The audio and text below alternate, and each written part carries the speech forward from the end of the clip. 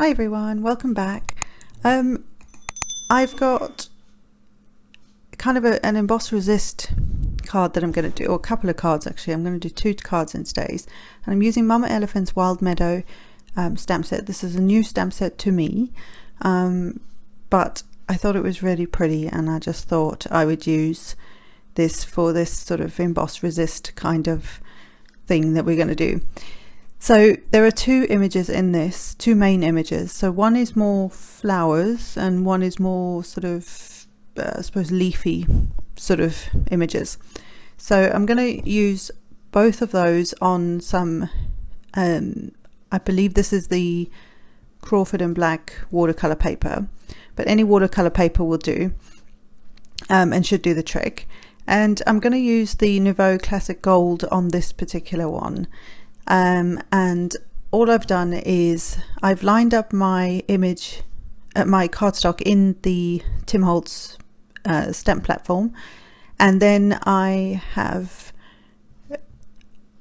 placed the stamp on the cardstock where I think I want it, closed the platform, and then used some powder tool just to get any sticky off the actual cardstock. Stamped it with some Versamark ink, which is a clear sticky ink. It's kind of like a glue ink if you think of it that way. It's very sticky, and then heat setting it with, put the powder on and then heat set it with my heat tool. I decided to heat from the back because I'm having some trouble with heat embossing for some reason. It's like I'm new to it or something, and I seem to not know how to do this anymore. So I'm trying a couple different ways to get this heat embossing on here so that you still get that nice raised edge, but we'll see what happens. You'll see in the silver one, I do have a silver version, it goes a little bit wrong, and you'll see why in a bit. But I'm then going to turn my card round. I sort of eyeballed a marker and had a marker on the grid that's on the stamp platform, so I knew where to line my card up again. So I literally flipped it round and did exactly the same thing. Put my powder tool on, inked the stamp, stamped it again, put the powder on, the embossing powder on, and then heat set it with a heat tool. Very simple to do, but it creates a nice background just by using one stamp and just flipping the card around. Especially if it's something like a floral or sort of a leafy design, it works really well for this. And you can always put a sentiment across the center of that. I'm not going to do it like that, but you could easily do that. You could also watercolor all those images in if you wanted to, but we're going to do something different. Well, it's not different, but it's a different kind of idea. It's not brand new to the industry, if you like. And I'm now going to take the other stamp in that set and do exactly the same thing, except I'm going to use the Meadow Classic Silver, I think that's what it's called, embossing powder instead. These are beautiful embossing powders. They are super smooth when they emboss. This is obviously onto watercolor cardstock, and watercolor cardstock tends to be can be quite textured, so it's maybe not as smooth as on a regular piece of cardstock, but it's such a cool embossing powder. I love them. So I'm just tapping off as well. I'm not flicking the cardstock because I don't want to flick all that off, all that powder off. And again, I'm hitting from behind because you will get a smoother melt. That's the right word. It seems to, do it a bit smoother, but at the same time it does take longer because it's going through the cardstock to get to the embossing powder. So yeah, and then you'll see in a minute, I'll try and show you that it did something weird on the paper, and it seemed to, I don't know whether I overheated it, and it basically looked like the embossing powder had gone into the cardstock, and it flattened that sort of raised, shimmery, smooth embossed that you want, that embossed sort of resist area that you want. So yeah, you'll see that in a minute. I think I can't remember if I show you in this bit or if I show you at the end of embossing it, but I'm just getting the powder on where I needed. Oh yeah, so that's that section that just, I don't know what happened there. So then I decided to just come on like you would normally emboss. It's so much quicker. You can see how much quicker it is. The only thing when you're doing it that way is that there is a chance that you're going to blow some of that embossing powder off, but if that doesn't bother you, then don't worry about it and just do it like a normal person and do it the right way around. Actually, there's no right and wrong. It's just that when you're heating from the back, it does tend to want to, it has to heat through that cardstock first. So the thing I'm going to do today is an emboss resist sort of technique. So I'm just now taping these down to a hardboard. You could use a any board as long as it's not something that's going to warp. So if you are using a plasticky, like a chopping board, just make sure it's thick enough that it's not going to actually warp when you heat over it, because you will want to do that. You may want to do that while they're in place. And I'm just taping them down just with some masking tape. You could use any temporary tape, but just strong enough to hold it in place so it doesn't lift. Washi tape is too, I've tried that before and it just lifts too much with the moisture. So then I have some colours from the Pixie powders from Cosmic Shimmer. I've had these quite a long time, and so I decided to put the purple and the blue together and the red and the green, that's the word. And you'll see I'm barely tapping, and obviously this is in fast motion, but I'm almost scratching the bottom of it. I'm not chucking it on, I'm not banging the back of the bottle to get the powder on there. There's hardly anything coming out. The red you will see because it's red, so you'll see that more, but you don't need an awful lot of this to get that real vibrancy. And then I'm just going to spritz it with water, a lot of water. And it's quite amazing how the red and the green one came out more pink. You'll see that in the end. So I'm also taking a paper towel just to mop up the excess of the, like where there's big puddles. You don't want mud on there, because that will just be a mess. I mean, if that's your thing, then that's fine, but if you don't want a complete mess, then just mop up the excess with like a paper towel. Just if you sort of roll it into a little bit of a corner, you can kind of, it just sucks up the excess moisture and those big puddles. So I did want to add some more green to the one on the right, but to start with I'm going to heat set, try and dry off some of this, the moisture that's there, and obviously being aware that that's the same amount of heat that is in a normal heat tool. So just be aware you don't want to overheat your embossing powder, so just keep it somewhat distanced away from it so that you're more drying it than heat set, remelting that embossing powder.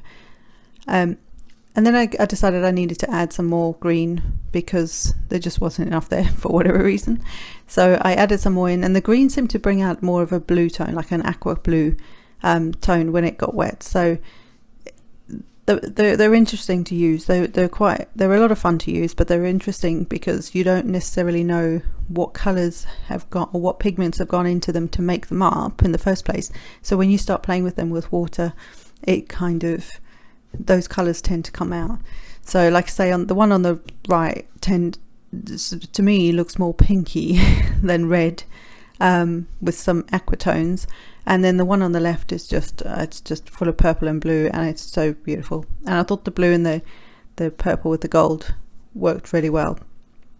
Could have also done it the other way around, because the blue could lend itself to more of an icy sort of tone. If you're thinking in terms of Christmas, you could easily use these for Christmas, I think, because they are just nice florally leafy backgrounds. They don't have to be for everyday sort of things. And then obviously gold with the red and the green would work really nicely as well, especially for Christmas. So I've got some cardstock here which is 11 by 4¼ and I'm just scoring it at 5.5. It's just some thick white cardstock. I think it's Craft UK cardstock, so it's about 300 GSM, so nice heavy weight for a base card. And now these are all dry. I think this is the next day or a few hours later, I'm not sure. So I just left it off to the side to dry completely, which is what they've done. And by keeping it on the board, look at that shimmer. When we're keeping it on the board, it keeps it as flat as possible as well. Now, I knew these weren't going to fit on the front of the card, so I brought in my trusty Tim Holtz Tonic Studios trimmer. If you don't have one of these, I highly suggest getting one. They are fab. I use this thing pretty much every time I craft because it's so good. It's so handy. I do have the big tonic trimmer as well, and that's handy too. So if it doesn't work with the little one, then I drag the big one out and I use them on just about every project. So I'm just trimming it down to where I think it would make sense on the card. Now this one, and I'm eyeballing it, this one I actually trimmed to the width of where I had stamped those images, and so it's not